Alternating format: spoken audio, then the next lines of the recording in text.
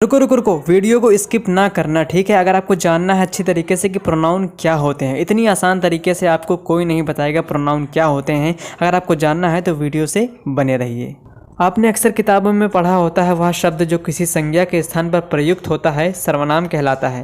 लेकिन आपको अभी तक ये नहीं पता चला होगा कि इसका मतलब क्या होता है, सर्वनाम किसे कहते हैं, किसको कहा जाता है और क्या कहलाता है, ठीक है। अगर आपको जानना है बिल्कुल आसान तरीके से तो वीडियो में बने रहिए। सबसे पहले स्क्रीन पर इसकी परिभाषा यानी डेफिनेशन लिखी हुई है, आप इसको अच्छी तरीके से याद कर लीजिए और कॉपी और पेन लेकर बैठ जाइए, क्योंकि मैं बहुत ही अच्छी और बहुत ही आसान तरीके से एक्सप्लेन करने वाला हूँ कि प्रोनाउन यानी सर्वनाम क्या होते हैं। तो सबसे पहले हम आपको इसकी परिभाषा का अच्छे से मतलब समझा देते हैं, अच्छे से एक्सप्लेन करते हैं कि क्या मतलब निकलता है, ठीक है। यहाँ पर लिखा है वह शब्द जो संज्ञा के स्थान पर प्रयुक्त होता है, यानी नाउन के जगह पर जो यूज होता है उसे प्रोनाउन कहते हैं। कैसे, इसे हम एग्जाम्पल के तौर पर समझते हैं कैसे। अब यहाँ हम आपको कुछ वाक्यों के माध्यम से समझाएंगे। हम यहाँ पर सेंटेंस लेते हैं, राम मेरा दोस्त नहीं है क्योंकि राम गंदा लड़का है, लेकिन राम के पापा एक अच्छे आदमी हैं। यहाँ पर हमने राम का 3 बार नाम लिया है। हमने कहा है राम मेरा दोस्त नहीं है क्योंकि राम एक गंदा लड़का है, लेकिन राम के पापा एक अच्छे आदमी हैं। 3 बार हमने राम का नाम लिया है। बार बार राम का नाम लेने की क्या ज़रूरत है? अगर मैं कुछ ऐसा कह सकता हूँ जिससे यह भी पता चल जाए कि हम राम के बारे में बात कर रहे हैं और सेंटेंस के सेंस में कोई फ़र्क ना पड़े। मैं कह सकता हूँ राम मेरा दोस्त नहीं है क्योंकि वह एक गंदा लड़का है, लेकिन उसके पापा एक अच्छे आदमी हैं।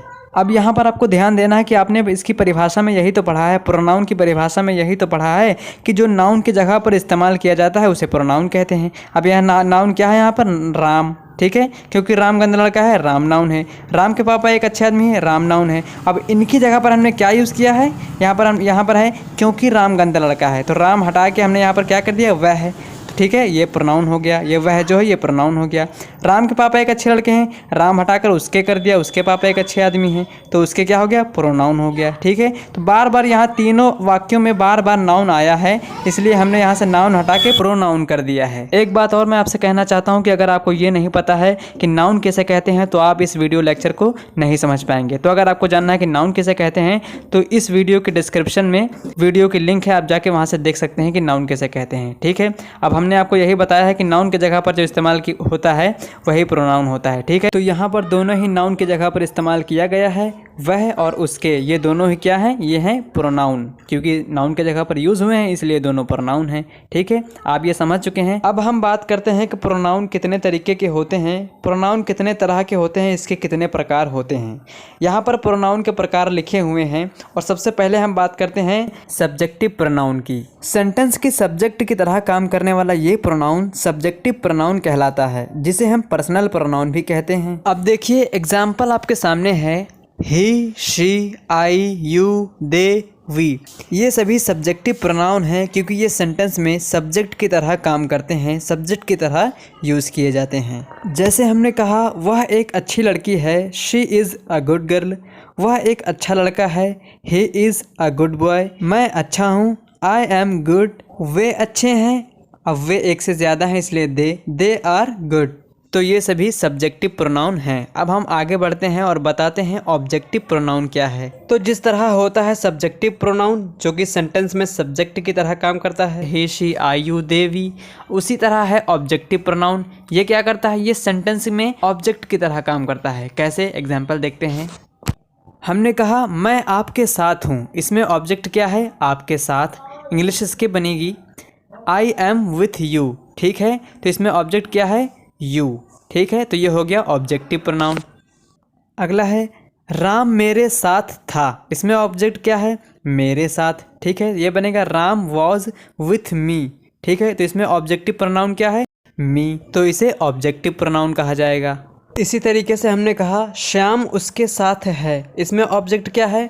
उसके, ठीक है। तो ये है ऑब्जेक्टिव प्रोनाउन। अब हम बात करते हैं पॉसेसिव प्रोनाउन की। पॉसेसिव प्रोनाउन की 2 कैटेगरी हैं, category number 1, category number 2।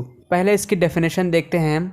A possessive pronoun tells us who owns a particular thing, यानी कौन उस पर्टिकुलर थिंग का मालिक है, कौन है वो जिसका उस पर अधिकार है। पॉसेसिव का मतलब क्या होता है? पॉसेसिव का मतलब होता है अधिकार, किसी चीज़ पर आप अपना अधिकार समझते हैं। जैसे आपने कहा ये मेरी किताब है, ये उसका है, ये तुम्हारा है, ये मेरा है, ये उनका है। इन सभी के लिए हम पॉसेसिव प्रोनाउन का यूज़ करते हैं। अब मान लीजिए यहाँ मैं कहता हूँ ये मेरी किताब है और यहाँ मैंने कहा है ये किताब मेरी है। तो पहले हमने कहा ये मेरी किताब है, यहाँ मेरी के साथ में किताब जुड़कर आया है। इसकी इंग्लिश बनेगी दिस इज़ माई बुक, मेरी किताब है तो माई बुक। और दूसरी बार हमने कहा है यह किताब मेरी है, यहाँ हमने कहा है यहाँ यह के साथ किताब जुड़कर आया है, तो यहाँ बनाएंगे यह किताब का हो जाएगा दिस बुक इज़ और मेरी का माइन।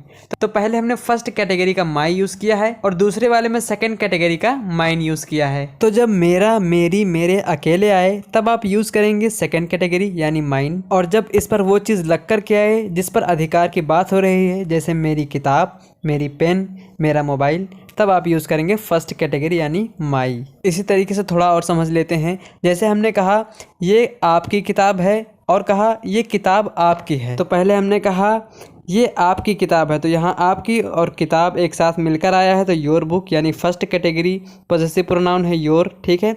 और दूसरे में है दिस बुक यानी यह किताब आपकी है, यहाँ अकेले आया है तुम्हारा यानी तुम्हारा अकेले आया है। और हमने बताया है जब जब अकेले आएगा तो सेकंड कैटेगरी का यूज़ करेंगे यानी योर्स। तो इन सभी को पॉसेसिव प्रोनाउन कहा जाता है। अब हम बात करते हैं रिफ्लेक्सिव इंटेंसिव प्रोनाउन की। जैसे हमने कहा मैं ये खुद करूँगा, I will do it my self, और दूसरी तरफ मैंने कहा मैं खुद ही ये करूँगा, यानी कि दूसरे सेंटेंस में हमने और जोर देकर कहा मैं खुद ही ये करूँगा, तो ये बनेगा I myself will do it. यहाँ पर हमने सब्जेक्टिव प्रोनाउन के बाद माई सेल्फ का यूज़ किया, तो मैंने इंटेंसिव प्रोनाउन की तरह यूज़ किया, जोर देते हुए एम्फसाइज किया। और पहले वाले में हमने वर्ब के बाद माई सेल्फ का यूज़ किया, यानी इन सभी प्रोनाउन में सेल्फ लगा होता है जिनका मतलब होता है स्वयं यानी खुद। यहाँ रिफ्लेक्सिव और इंटेंसिव प्रोनाउन की परिभाषा लिखी हुई है, आप याद कर लीजिए। और अब बारी आती है इंडेफिनिट प्रोनाउन की। इसकी डेफिनेशन है it refers to an indefinite और जनरल पर्सन और थिंग। इसकी डेफिनेशन से कंफ्यूज मत होइए, इंडेफिनिट का मतलब समझिए। इंडेफिनिट का मतलब है अनिश्चित। मान लीजिए 10 लड़के खड़े हैं और अगर मैं एक एक का नाम लेकर कहूँ Aman is a nice boy, Rahul is a nice boy, Ram is a nice boy, तो इतने सारों का नाम लेने के बजाय क्यों ना मैं एक वर्ड में कह दूं ऑल आर नाइस बॉय। तो यहाँ हमने इंडेफिनिट प्रोनाउन का यूज़ किया ऑल। तो इतने सारे लोगों का नाम लेने के बजाय मैंने सिर्फ एक वर्ड का यूज़ किया। तो नाम क्या है, नाम नाउन होते हैं, तो नाउन की जगह पर हमने इंडेफिनिट प्रोनाउन का यूज़ किया। इसी तरीके से मान लीजिए मैं कहता हूँ Aman is my brother, Ashish is my brother, तो दोनों लोगों का नाम लेने की ज़रूरत क्या है जब मैं कह सकता हूँ बोथ आर माई ब्रदर्स। तो यहाँ दोनों नाउन के लिए हमने इंडेफिनिट प्रोनाउन का यूज़ किया है यानी बोथ का। अब हम बात करते हैं डेमोन्स्ट्रेटिव प्रोनाउन का। इसकी डेफिनेशन है demonstrative pronoun points out a noun, यानी ये नाउन को पॉइंट आउट करता है। जैसे हमने कहा दिस इज़ अ पेन, तो पेन क्या है, पेन एक कॉमन नाउन है, ठीक है। तो दिस ने क्या किया है, दिस ने कॉमन नाउन यानी पेन को पॉइंट आउट किया है। और हमने कहा that is my friend, friend क्या है, कॉमन नाउन है, कॉमन नाउन के दैट ने क्या किया, पॉइंट आउट किया, उसके बारे में बताया, ठीक है। तो जब इन प्रोनाउन का यूज़ सब्जेक्ट में होता है तो ये डेमोन्स्ट्रेटिव प्रोनाउन कहलाते हैं।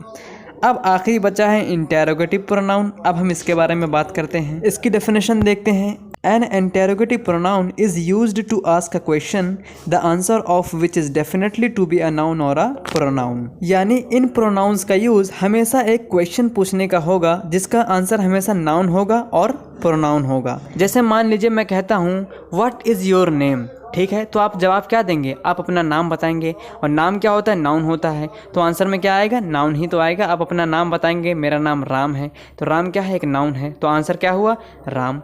मान लीजिए दूसरा, आप किसी से पूछते हैं हु आर यू, ठीक है, आप पूछते हैं हु आर यू, आप कौन हैं, तो क्या बताएगा, अपना नाम ही तो बताएगा। तो नाम क्या है, नाउन, आंसर क्या हो गया, नाउन हो गया। और जैसे हमने कहा विच इज़ योर पेन, तो अगर आपकी पेन ये है तो आप कहेंगे दिस इज़ माई पेन, तो इसमें प्रोनाउन क्या है, दिस। दिस एक डेमोन्स्ट्रेटिव प्रोनाउन है। और हमने कहा इंटरोगेटिव प्रोनाउन हमेशा सवाल करता है तो आंसर में क्या आता है, नाउन आता है या प्रोनाउन आता है, ठीक है। तो दिस इज़ माई पेन जब आप कहेंगे तो दिस जो है ये क्या है, एक डेमोन्स्ट्रेटिव प्रोनाउन ही तो है, ठीक है।